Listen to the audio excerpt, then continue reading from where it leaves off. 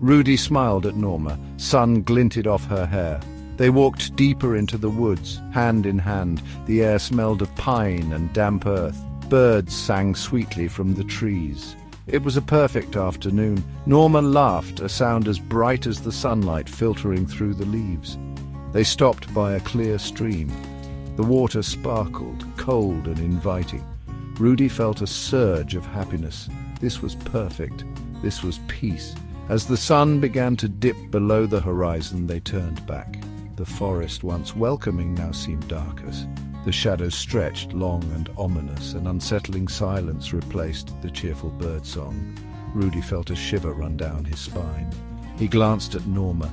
Worry etched lines on her face, mirroring his own unease. They quickened their pace, eager to leave the growing darkness behind.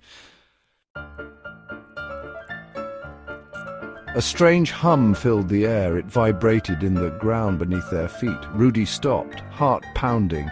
He looked up. The sky, once ablaze with the setting sun, was now a sickly green. The humming grew louder, morphing into a high-pitched whine. Norma grabbed Rudy's arm, her eyes wide with fear. A shape began to emerge from the swirling green mist above. It pulsed with an eerie internal light. The shape solidified. It was a massive disc, metallic and cold, hanging impossibly in the air. Panels flickered erratically across its surface. Sparks showered down like shooting stars, burning a path through the atmosphere. Rudy watched, mesmerized and terrified, as the massive craft sputtered and groaned. It was clearly malfunctioning, a giant metal beast wounded in the sky.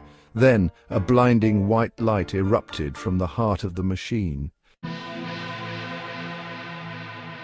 Rudy squeezed his eyes shut against the overwhelming light. He threw himself over Norma, shielding her. The light intensified, searing his eyelids. Then silence. He cautiously opened his eyes. The blinding light was gone. The strange green mist had vanished. The sky was a clear dark blue, studded with stars. Only the faint scent of ozone lingered. Rudy sat up, disoriented.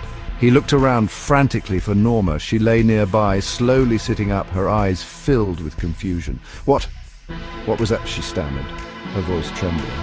Rudy shook his head, his mind racing. He had no answers. He glanced at his watch. His blood ran cold. It was 3 hours later than it should have been. 3 hours just gone. He helped Norma to her feet. They were both unharmed, but shaken to their core. The forest seemed to press in on them, filled with unseen eyes. They walked in stunned silence, desperate to get home. Later that night, safe in his own apartment, Rudy couldn't shake the feeling of dread. He kept replaying the events in his mind, the green sky, the malfunctioning craft, the missing hours. It felt like a dream, but the fear was real. He rolled up his sleeve, needing the comfort of something familiar. That's when he saw it. A mark on his wrist, a circle within a triangle etched into his skin. It hadn't been there before. Rudy stared at the mark, his fingers tracing the strange symbol. What did it mean? Was it a message, a warning? He didn't know, but one thing was certain: life had changed. He was marked by the unknown, forever linked to the events of this night, and he had a feeling this was only the beginning.